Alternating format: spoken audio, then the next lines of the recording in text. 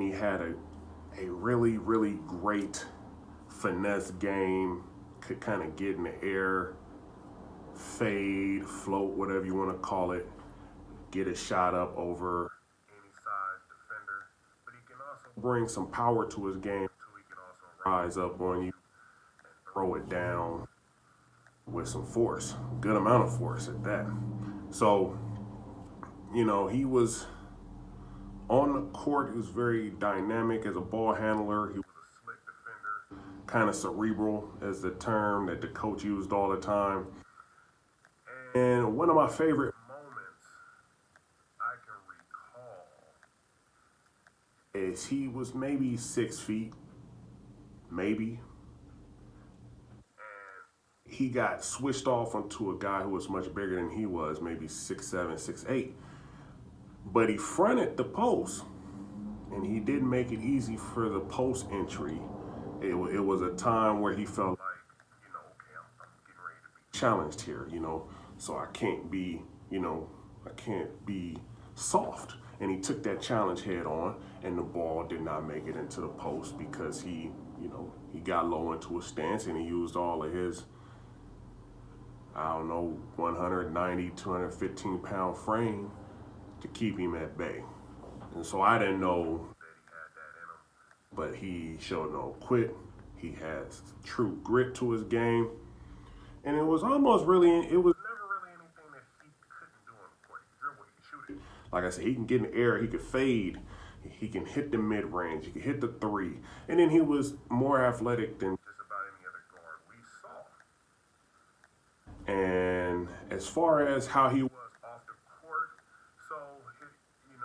off the court, I would say he was very quiet. Didn't really get a chance to really know him personally. Off the court, very quiet, kind of stayed to himself. Would smile a lot, I remember that, but was very quiet. So those are my memories of him. Good player, part of a league championship team, part of a team that went some crazy, like 28-4, some crazy record like that, hosted the West Regionals. So that's Jeremiah Ward.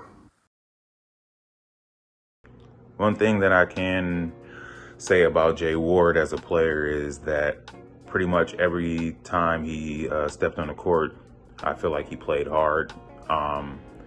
He really had a passion for the game of basketball. I feel like he always put 100% into whatever he was doing.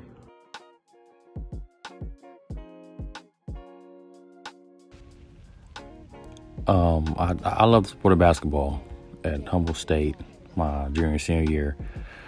I really, went out there and tried my best and try to do and play both sides of the floor, defense and offense. Did everything the coach needed me to do. I just love playing the game, love playing for my teammates and for the name on the front of the jersey. And that's what it's all about. I was never playing for myself. I was playing for the team and, for the school.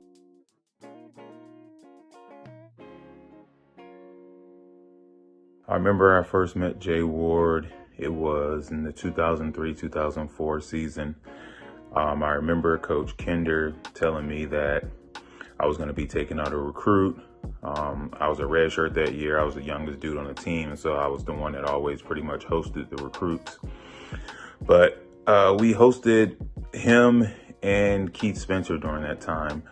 I remember Coach Kinder, before, he was kind of like prepping me for who the person was, and he said to me, he's like, oh, this one's going to be a little different because the person we're bringing in is, his family is like really in the church, and he like stressed that point. And I was like, oh, okay. And I think he said it was like the pastor's son, and mom's really in the church as well, so make sure you don't do anything too crazy. I was like, all right, whatever. So I remember we went to Porter Street, which we would go on game days later on once he signed. And it was me and Ray. And Jay Ward was super quiet. he was just sitting there pretty much. We'd ask him questions and he would answer the questions, but that was about it. He was real reserved. And I was like, oh, okay. I mean, that's what I was expecting kind of from, somebody who's the pastor's son or whatever. So anyway, we went out and that was about it on that recruiting trip, really. I remember he was walking around most of the time with Keith Spencer, who ended up signing there as well. And they actually were roommates during that time. Are you recording right now? Yeah. What's up, Jay Ward? I'm trying to smile so bad. Like, well, I'm saying we about to be on a plane in a little while, huh? Hey, yeah. Tornadoes there. Shain't nobody. Where they going? They go to Alaska? Alaska. When y'all leaving? When y'all playing?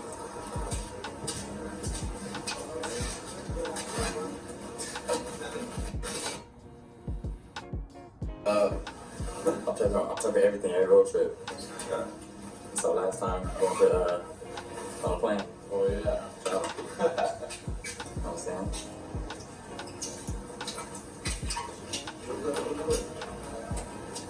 Filming everything's good coach already. So it's good. It's cracking. Plane. Wasted film. Turn it off. Film when we get there. This is Jay Ward, being a loser. Get at me. It's right. I ain't got no shirt right now. I'm flat talking.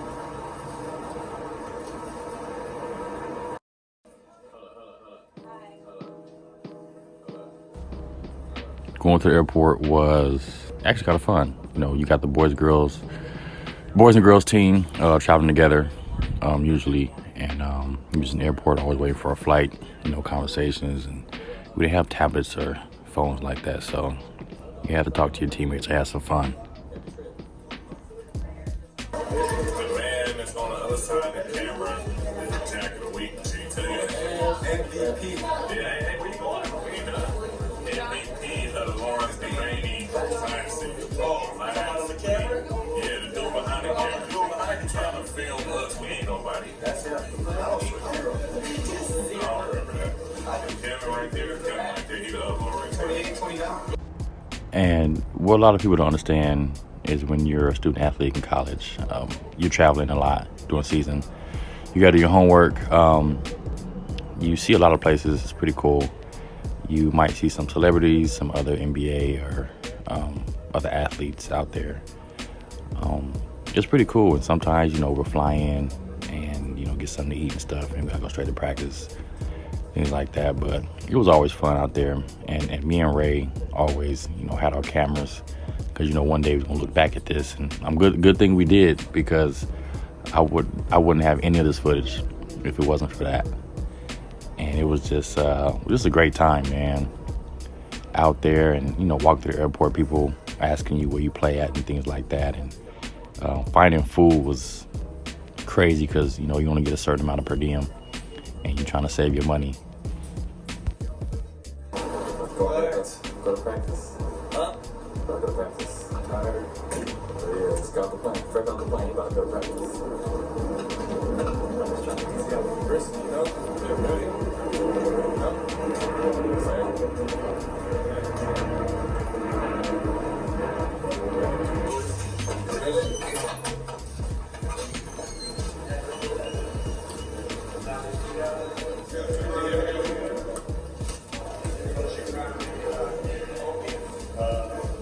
What's up, Jay Ward? Production, baby. What's up?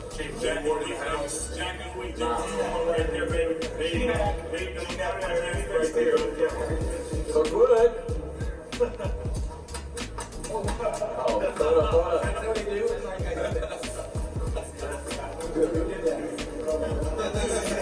For sure. What's up?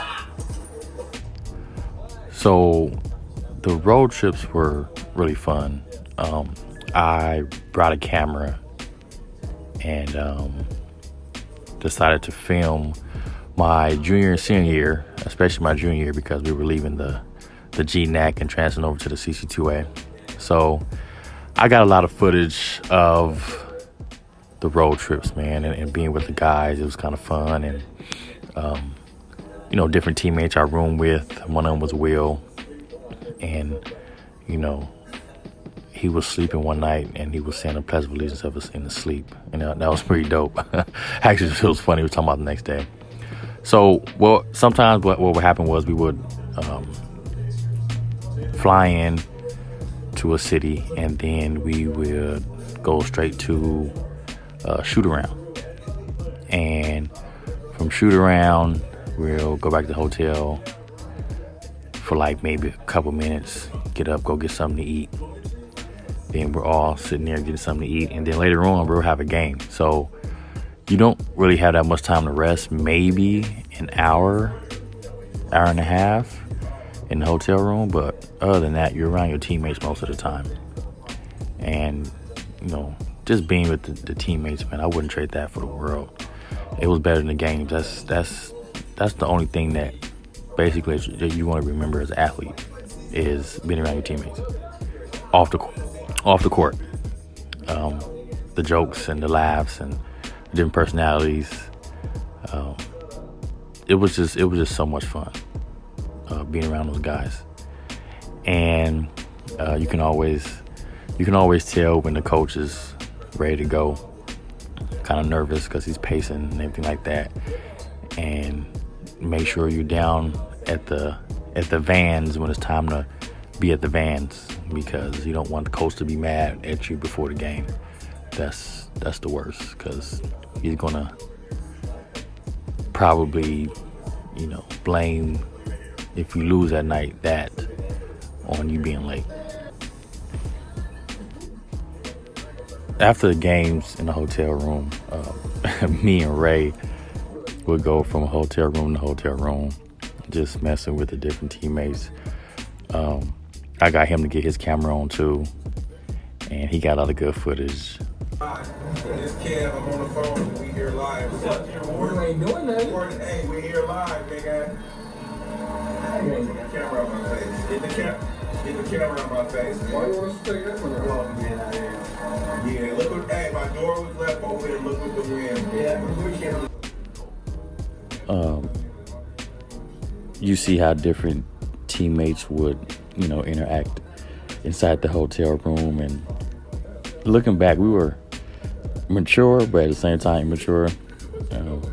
Me and Ray would try to sneak food from the little cafeteria downstairs back upstairs, and then we'd go into the other teammates' room and film them, especially the shy ones. Just get them on film and just mess around, man. That's all we did, just have fun. We got Real the deal. real deal Pit over there. Pepper on the phone. Who? Ray Hunter Productions. Yeah, them Ray Hunter Productions, you know what I'm saying? Chocolate hot lady. Fellas. Doing this thing, talking they ball, talking to they bulls. And both of them don't even like y'all. Also, like, both of them gave me the number. Gotta fade out. Gotta keep Is that a 19? Is that the first video camera? Niggas on clown, Yeah, Ray, what's that, a Sony? Oh, that's the first Sony. Yeah, that's the first Sony. So it was Ray, I was close with on the team, and then another guy that taught me a lot when I was there was Kevin Johnson, Mr. Double Double. I called him that because he had a double-double every game. And he went in there, did his thing. Smart dude. He taught me to be tough. He taught me, but he didn't teach me. Like, he didn't say, oh, you got to be tough. Like, nah, he used to say things to me to get me super mad. But then I would think about it like, I know what he's doing. So that would toughen my skin to, you know, not worry about what he was saying so much. But he was super cool. We was cool friends. I guess that's how they did it in the Bay. But I love that man.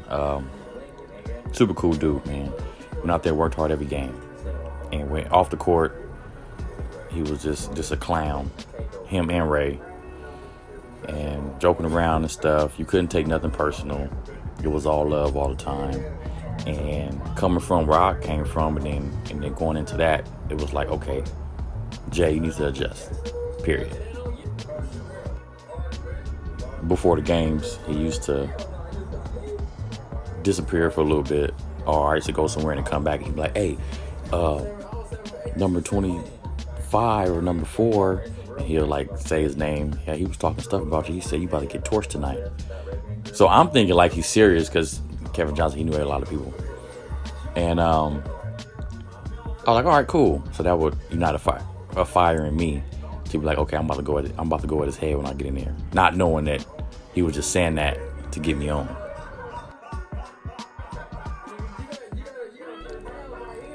So when we were in the hotel rooms after the game, there was nothing to do but to clown around and play around and stuff. You'd go in teammates' rooms and they'll be talking to their girl on the phone. And we'd be like, come on, man, let's go do something. They'd be cupcaking and stuff. But it was cool, though, you know. And then there's some players who were in their room and they were doing the homework on the laptops. Because, you know, when you get back, you got to make sure that assignment's done. So other teammates that had the class before, they would help you. You know, just help you with the papers or whatever was going on in that class if they knew anything. You got the young guys on the team that came in. You know, you treat them with respect, but at the same time, you know, they got to earn their spot too. So we would make them carry our bags or something. And if you didn't want to carry the bag, then it was kind of like, okay, you know, I did it when I was a freshman. You got to do it now. And some of the players that didn't carry the bag, you know, we wait till they sleep in the hotel room and then go throw some ice water on them or something. Another good player on the team was Devin Peele. He was, he could take you, he could shoot it. He could do all types of things in the paint. And a cool dude off the court. Funny dude. So we had a lot of dudes that you could have a good time around. Oh, let me get some count. What'd you say to me? I said, if you don't shoot over 50% and have 20 points tomorrow, I'm going to whoop your ass. Mark it down on tape. Hey, what was my percentage last night? Bad. I might have to right It was here. like 40. Was it 7 for 17? That's 40, ain't it? 40? But I can still get up, though. You can't get it. How many points you had? 14? 16. 16? That was weak. Yeah. What was your 3-point percentage? 1. 2? 1%. I don't care what time. Just be in bed. Don't be all out acting stupid. You're not. What you mean out? Out like where? Outside the hotel or outside my room? Come on, man. I need to know this. You don't need to know nothing. You don't need to know nothing. Huh? You don't need to know nothing because you ain't going to do nothing. We'll go to bed. That's right. That's what I'm saying. It don't matter. You got to get up. Wake up at 7:30, son. Listen, son. Monster. All right.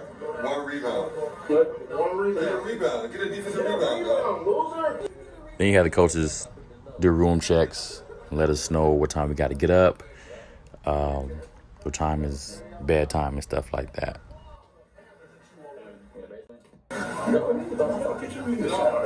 So what?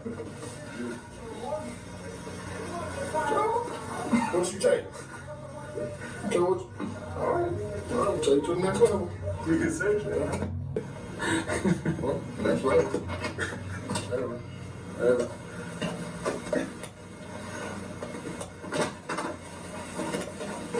Oh, let's go to the next level. I might just not even pay attention to doing Jill.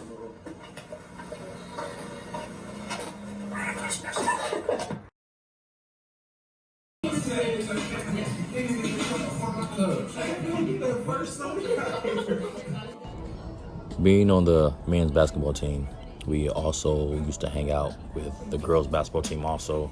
We used to hang around each other, of course, because, you know, we both play basketball and we was always around each other, so why not?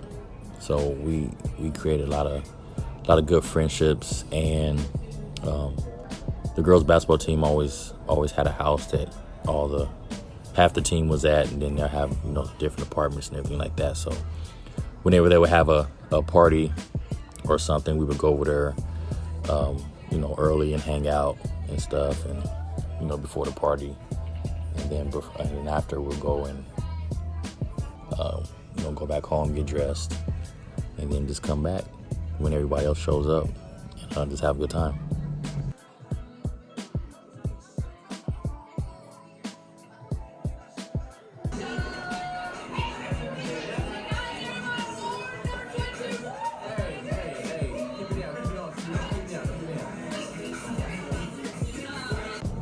It was a great time. Everyone, came through whenever there was a party or whatever, especially when it was a sports house or a sports party. Everybody would be there. It'd be football, volleyball, track. Basically, all the other sports people who play sports would come.